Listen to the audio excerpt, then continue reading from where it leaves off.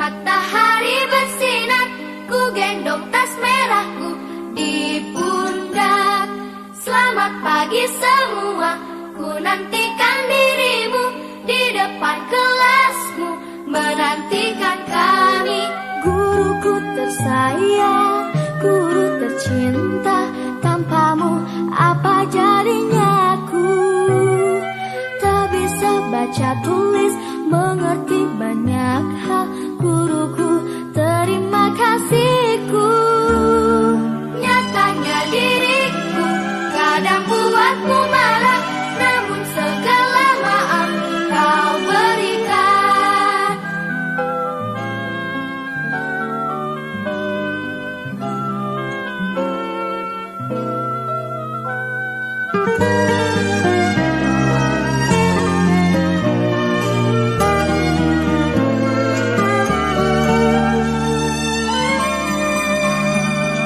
Selamat pagi semua, ku nantikan dirimu di depan kelasmu, menantikan kami. Guruku tersayang, guru tercinta, tanpamu apa jadinya aku?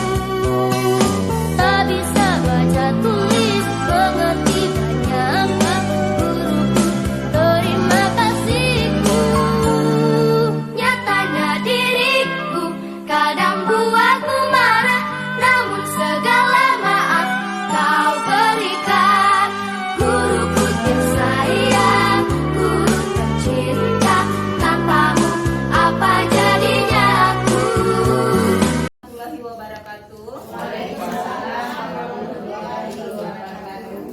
Asyhadu an la ilaha illallah, asyhadu anna Muhammadar Rasulullah, la nabiyya ba'da. Yang saya hormati Ibu Kepala Sekolah SD 18 Batang Barus dan juga Bapak Ibu guru SD 18 Batang Barus yang telah hadir di ruangan ini. Baiklah, untuk mempersingkat waktu, saya akan memaparkan itu tentang nilai positif yang ada di modul 1.4.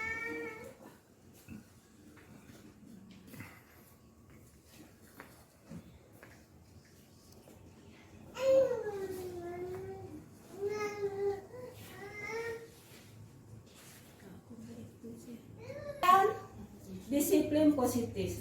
Disiplin positif adalah proses pembelajaran.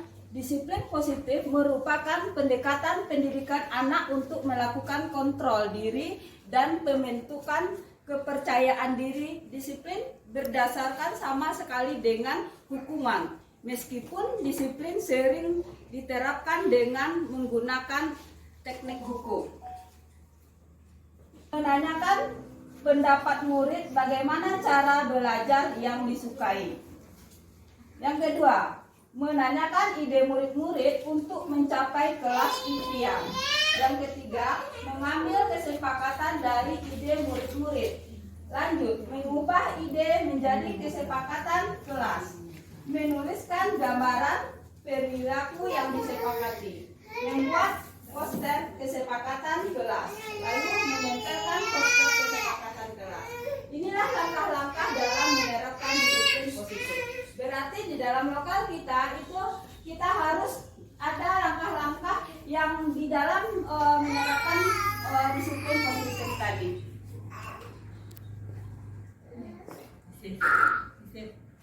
Nah, lanjut. Seorang guru yang baik harus memiliki kemampuan dalam mewujudkan budaya positif di sekolah.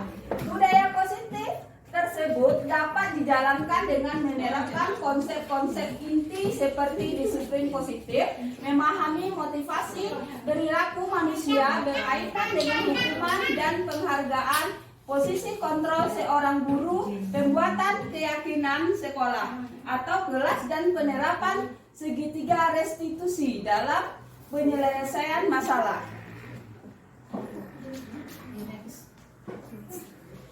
Disiplin positif, cara penerapan disiplin yang mengajarkan anak bertanggung jawab dan menumbuhkan kesadaran diri berdasarkan nilai-nilai kebajikan. Lebih ke arah disiplin diri yang dapat mengontrol diri dalam melakukan segala tindakan.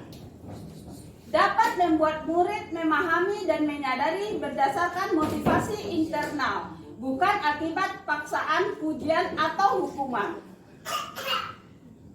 Nah, di sini ada penerapan disiplin positif di kelas. Ada juga keterampilan di dalam kelas. Itu nampak tertata dengan tertib. Dan juga di saat ujian, itu juga ada anak-anak kita yang sedang ujian itu ada dengan tertib juga. Lanjut, penerapan disiplin juga ada tentang kerajinan tentang menggunakan alat-alat bekas. Itu sudah kita terapkan di sekolah kita ini. Di sini ada teori motivasi Maslow, itu 1970. Menurut Maslow 1970, motivasi adalah tenaga pendorong dari dalam yang menyebabkan manusia berbuat sesuatu atau berusaha untuk memenuhi kebutuhannya. Dalam penelitian ini yang dimaksud dengan motivasi adalah keinginan yang menggerakkan atau yang mendorong seseorang atau diri sendiri untuk berbuat sesuatu. Lanjut, motivasi perilaku manusia. Di sini ada untuk menghindari ketidaknyamanan atau hukuman. Lanjut, untuk mendapatkan imbalan atau penghargaan dari orang tua. Lanjut, untuk menjadi orang yang mereka inginkan dan menghargai diri sendiri dengan nilai-nilai yang mereka percaya. Nah, motivasi perilaku manusia yang yaitu ada motivasi internal. Kalau motivasi internal itu untuk menjadi orang yang mereka inginkan dan menghargai diri sendiri dengan nilai-nilai yang mereka percayai. Lalu setelah itu dia hindari hukuman dan pemberian penghargaan berlebihan agar meminimalisir motivasi eksternal dalam diri murid. Berarti kita di sini tidak berlebihan untuk memberikan sebuah pujian, bukan pujian, tapi sebuah kado kok apalah bagi anak. Reward. Itu sekedar saja, ya, tidak ada berlebihan sekali. Di sini kita ada 5 posisi kontrol seorang guru. Nah, yang pertama itu penghukum, ada teman, ada pembuat merasa bersalah, dan ada pemantau, dan ada manajer. Kelima-lima ini kita ada setiap kita sebagai seorang guru, kita ada bersifat yang, tapi di salah satunya kita ada memiliki. Contohnya Bupat di dalam kelima posisi kontrol ini yang mana Bupat inginkan? Yang paling diinginkan teman.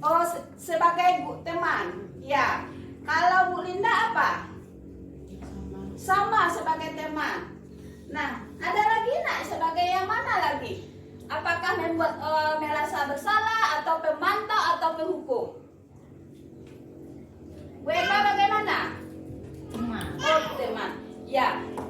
Baiklah Bapak Ibu semuanya. Di sini kita tahu bahwa kita seorang guru ada 5 kontrol di sini ya, kontrol seorang guru ya. Banyak kita memiliki sebuah kontrol seorang guru itu di posisinya teman. Nah, di sini kita menjelaskan ya, di antara kelima-limanya itu yang paling bagusnya adalah manajer. Ya, manajer.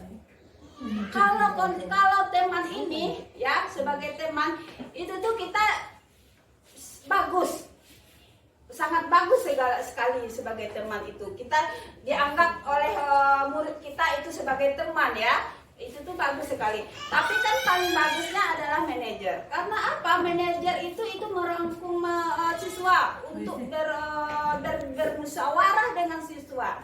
Itu bagus itu. Ya, sebagai guru.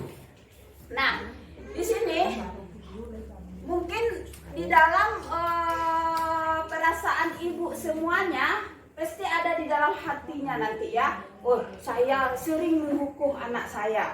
Oh, saya sebagai teman bagi anak-anak saya. Nah, saya sebagai pemantau juga. Pasti ada di diri semuanya itu ada tersirat di hati ibu-ibu semuanya. Nah, mari kita bahas semua yang positif kontrol tersebut. Nah, silakan Pak Yosef.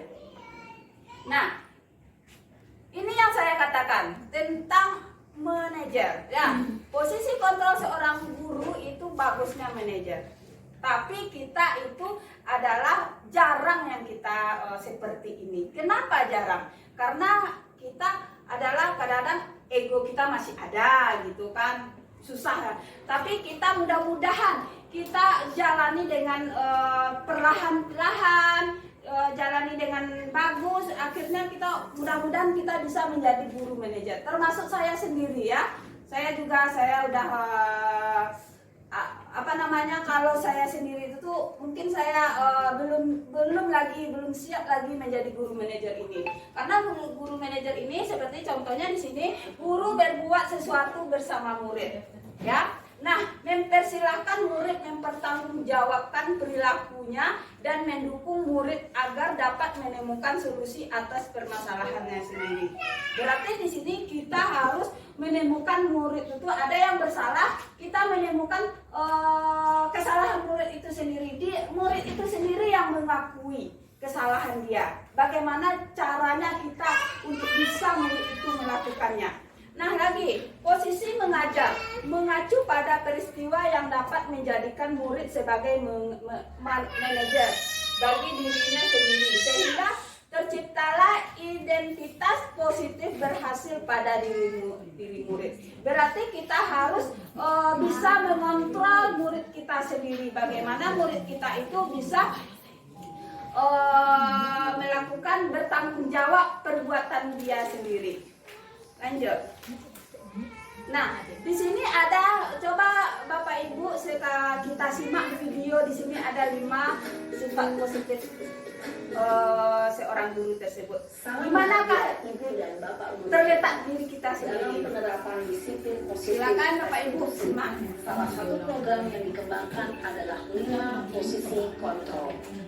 5 posisi kontrol dalam restitusi adalah proses perjalanan seorang pendidik agar dapat mengambil dirinya.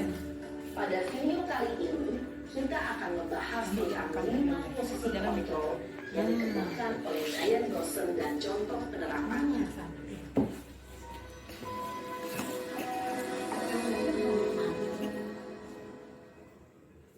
5 posisi kontrol itu adalah: 1. Posisi penghukum. 2. Posisi pembuat merasa bersalah. 3. Posisi teman. 4. Posisi pemantau atau monitor. Dan 5. Posisi manajer. Untuk lebih memahami kelima posisi tersebut, mari kita saksikan kasus Naren yang terlambat hadir 20 menit di sekolah dan melihat bagaimana kelima posisi kontrol dalam menghadapi masalah tersebut.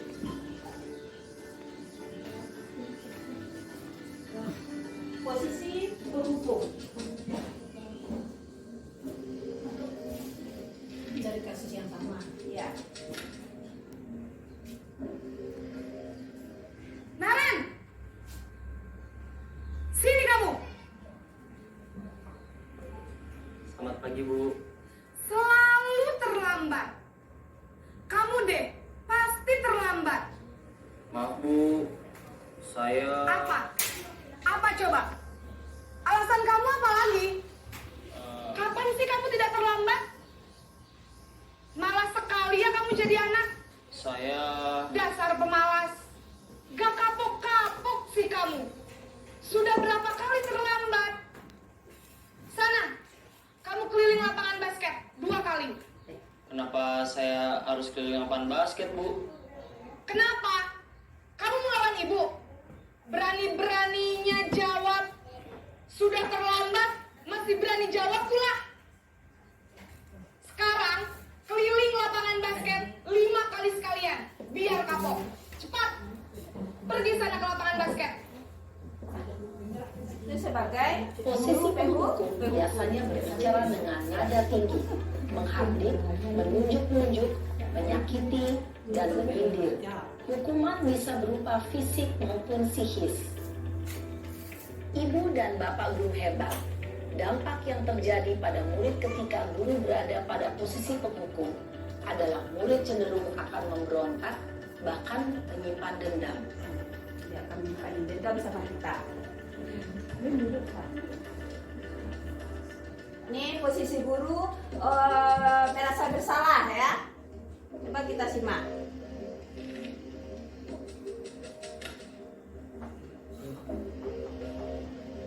Naren!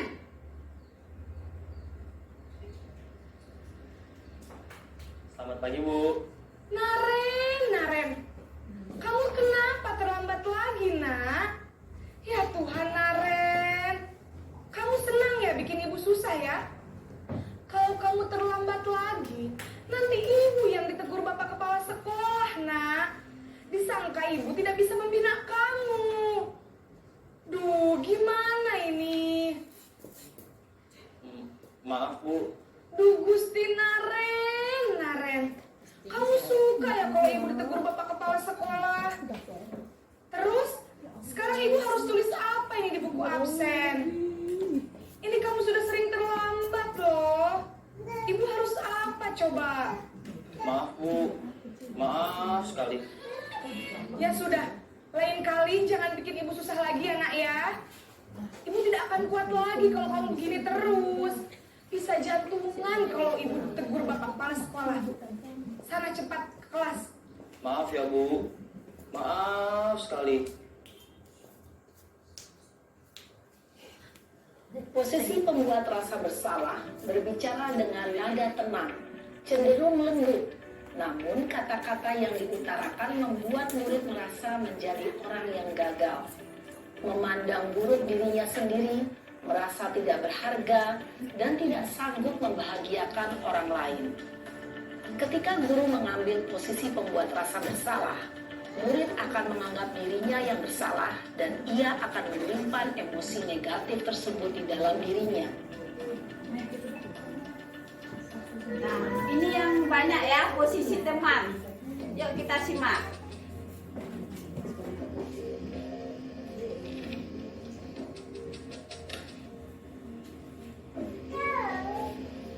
Naren!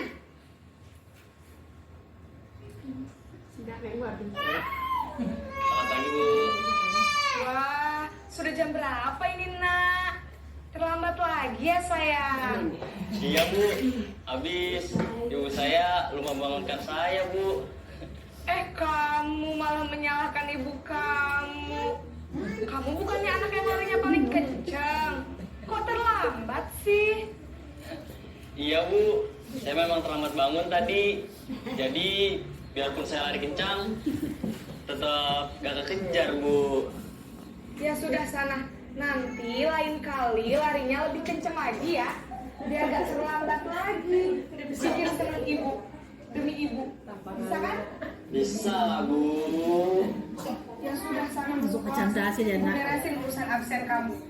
Kamu ini ada-ada saja.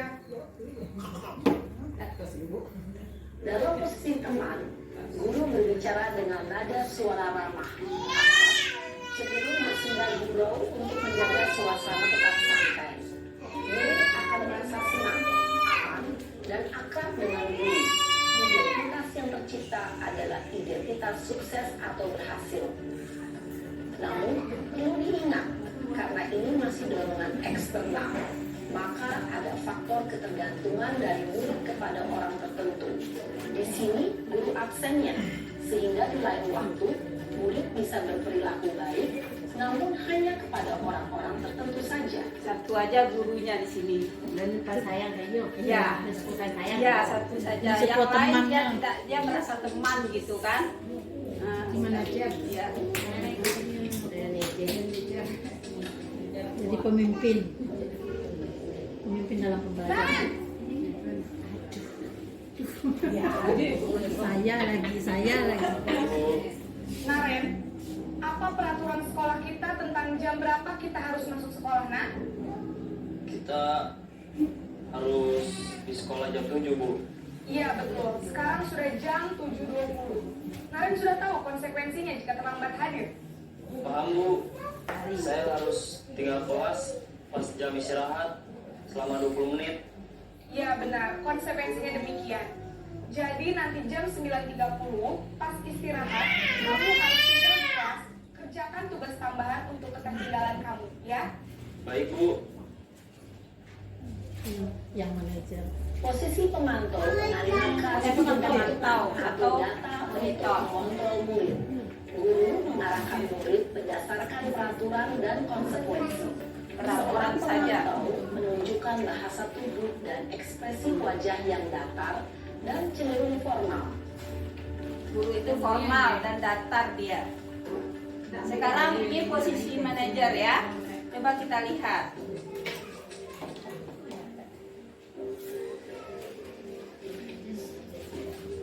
Saya ngaji bu guru ini itu taruh. Naren,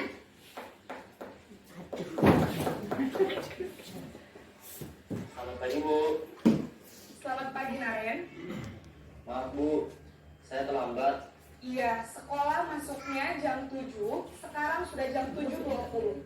Jadi sekarang bagaimana ini Naren? Maaf Bu, saya lupa setel alarm saya semalam. Baiklah, menurut kamu, keyakinan sekolah yang mana yang perlu kamu tingkatkan? Menghargai diri sendiri dan orang lain mungkin ya Bu. Setuju. Jadi, apakah Naren meyakini prinsip saling menghormati tersebut? Iya Bu, saya meyakininya. Apakah Naren bersedia memperbaiki masalah keterlambatan ini? Bersedia Bu. Bagaimana kamu akan memperbaiki masalah keterlambatan ini? Dia memecahkan masalahnya. Saya akan coba untuk tidak lupa menyetel alarm saya Bu. Baik, kalau Naren lupa menyetel alarm di rumah, ada orang yang kira-kira bisa bantu mengingatkan tidak? Ada Bu, kakak saya, Kak Emma. Ada lagi selain Kak Emma? Selain Kak Emma, ada ibu saya. Baik, jadi yang mengingatkan Naren adalah Kak Emma dan ibu kamu ya? Ibu dan Bapak guru hebat. Berarti Bapak Ibu yang kita terapkan tadi, mungkin kita udah tahu di mana posisi kita tadi. Apakah antara 5 tuh yang ada pasti ada di diri kita sendiri ya Bapak Ibu.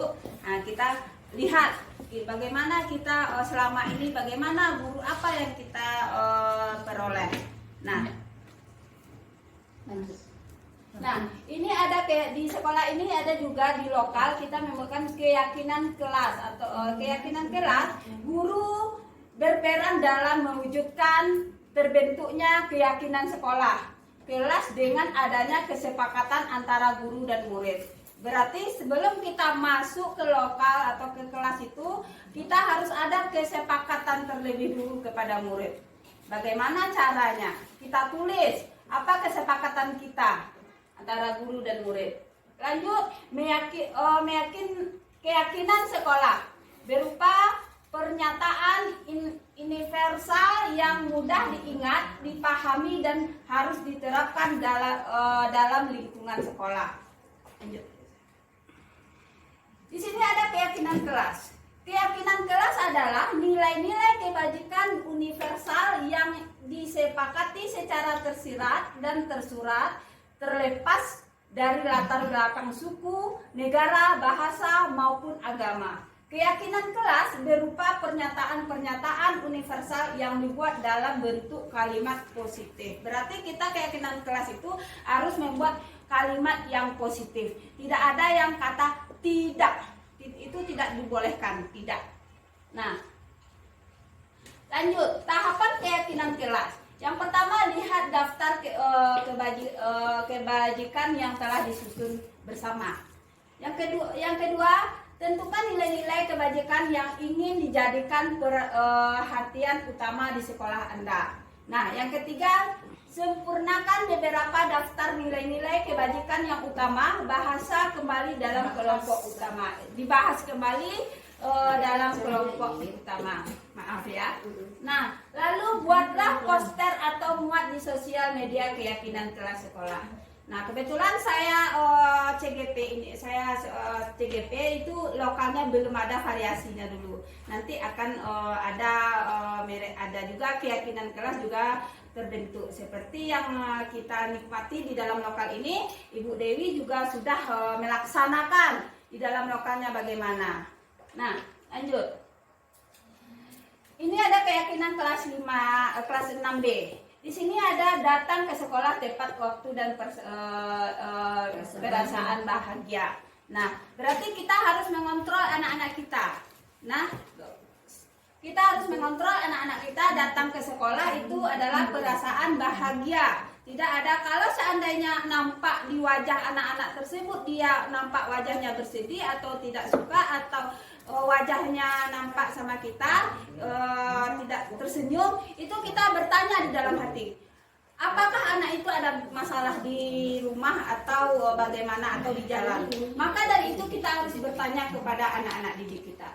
Nah, lanjut, bertanggung jawab mengerjakan tugas piket. Nah, di sini ada juga kalau anak-anak kita kadang-kadang pulangnya mau pulang cepat, dia langsung cepat pulang. Tidak ada dilihat, sedangkan dia piket, tapi dia tidak ada dia merasa dia bahwa dia itu piket. Nah, di situ kita harus mengingatkan kepada anak kita bahwa dia itu piket di lokal.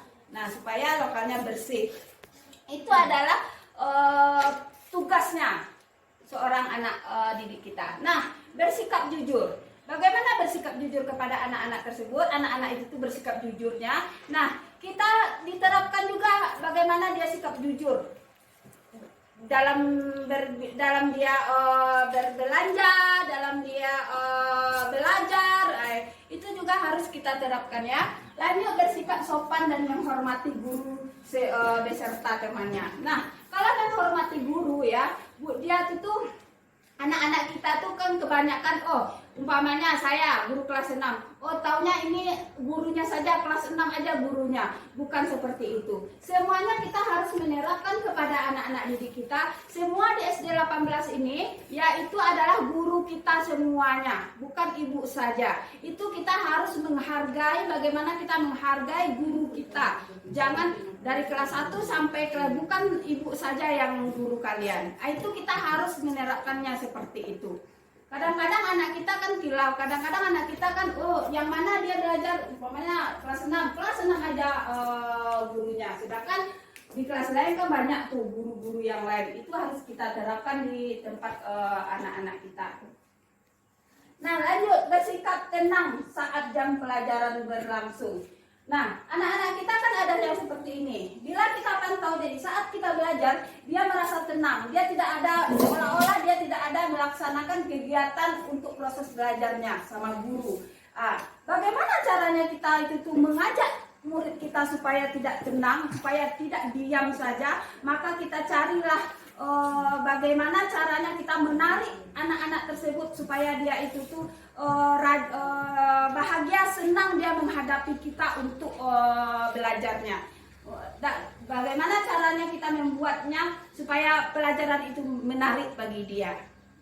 Nah, lagi saling tolong menolong dan hidup rukun dengan teman. Nah, berarti kita saling tolong menolongnya kepada umpamanya kita terapkan kepada anak didik kita itu saling tolong menolong.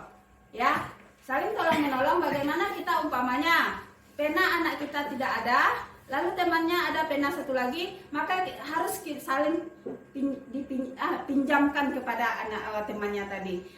Itulah yang kita terapkan kepada murid kita. Disitulah kita harus membuat keyakinan kelas ini supaya anak-anak kita itu bisa dia tahu bahwa dia itu ada keyakinan kelasnya itu. Nah, lanjut segitiga restitusi dalam penyelesaian masalah. Di sini guru yang berperan sebagai manajer menggunakan segitiga restitusi dalam penyelesaian masalah melalui 3 tahap, yaitu menstabilkan identitas, validasi tindakan yang salah, dan menanyakan keyakinan. Lalu tujuannya menghasilkan murid yang mandiri dan bertanggung jawab. Nah, murid itu harus yaitu menghasilkan kita harus menghasilkan murid yang mandiri, dan juga bertanggung jawab atas perbuatannya sendiri. Lanjut, segitiga restitusi dalam penyelesaian masalah itu diadakan budaya positif. Itu ada filosofi Ki Hajar Dewantara. Nah, juga nilai dan peran guru penggerak. Visi guru penggerak. Kalau filosofi Ki Hajar Dewantara itu mengatakan mempermudah dalam pencapaian tujuan pendidikan nasional. Itu merata ya. Lanjut, nilai dan peran guru penggerak itu budaya positif dapat terwujud jika seorang guru memiliki 5 nilai guru penggerak, diantaranya berpihak pada murid, mandiri, reflektif, kolaboratif, dan inovatif. Itu adalah nilai peran guru penggerak.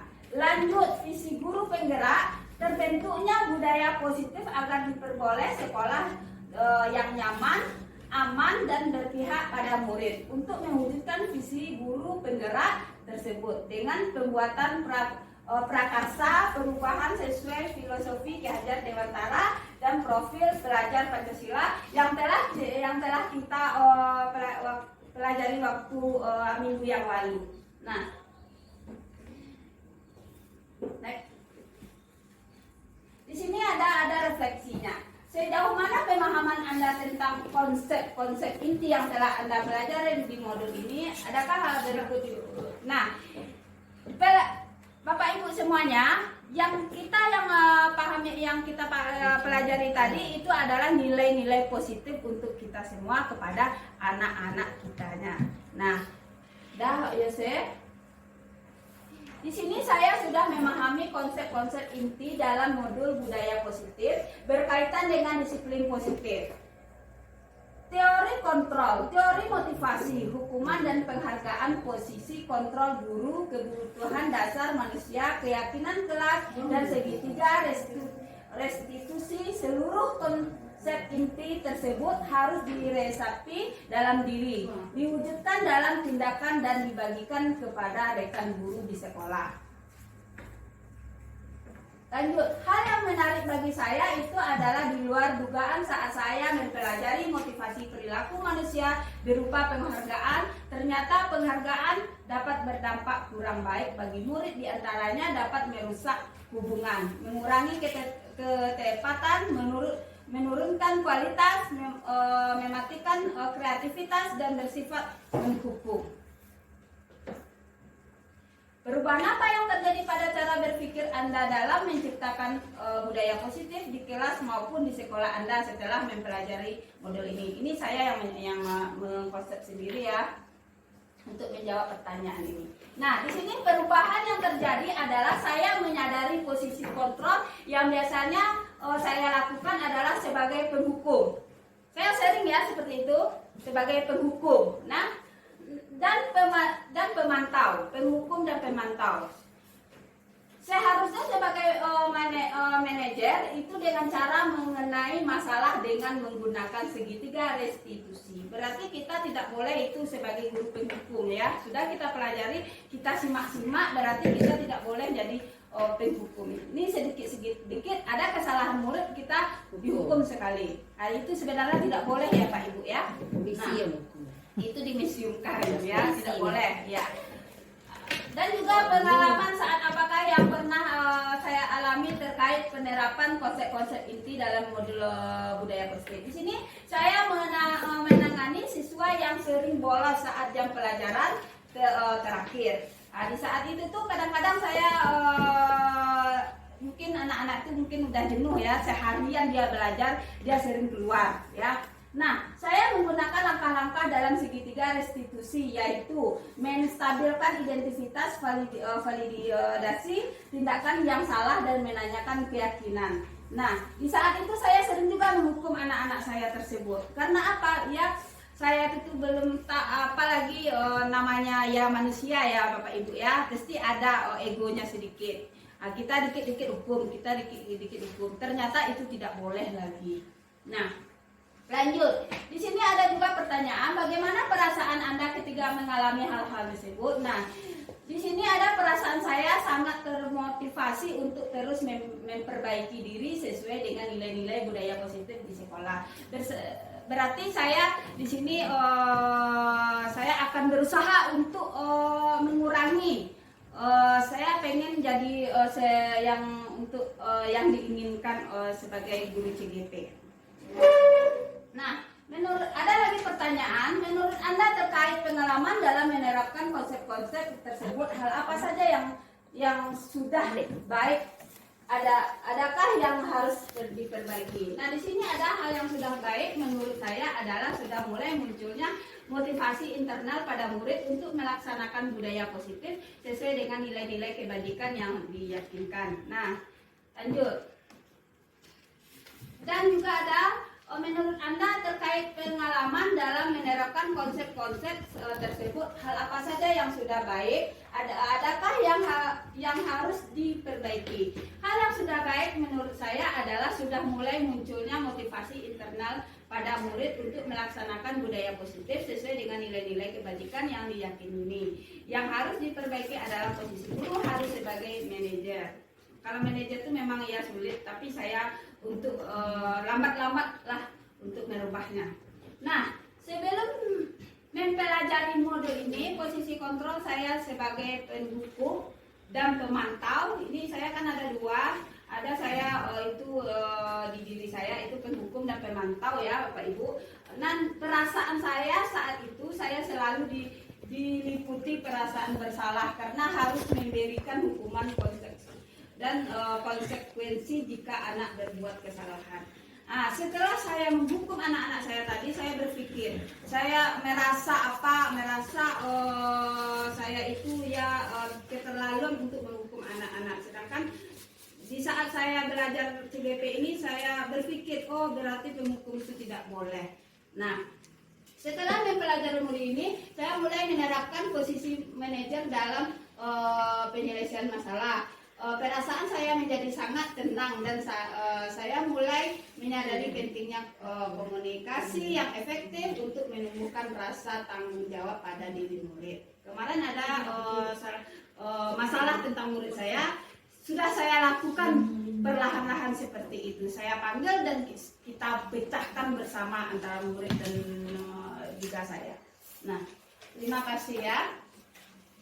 Dan selanjutnya, selain konsep-konsep yang disampaikan dalam modul ini, adakah hal-hal lain yang menurut Anda penting untuk dipelajari dalam proses menciptakan budaya positif, baik di lingkungan kelas maupun sekolah? Nah, di sini hal lain yang penting dipelajari dalam menciptakan budaya positif adalah melakukan kolaborasi antara sekolah dan orang tua murid. Agar budaya positif ini jangan hanya dilakukan di kelas, sekolah saja maupun juga di rumah, agar menjadi suatu kebiasaan karakter saat berada di lingkungan sekolah atau di lingkungan dimanapun. Lanjut.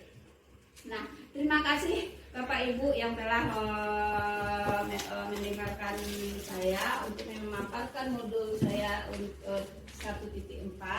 Mudah-mudahan saya berubah untuk berikutnya, dan juga Bapak Ibu juga sudah menerapkan tadi bagaimana posisi kita seorang guru, apakah kita ini.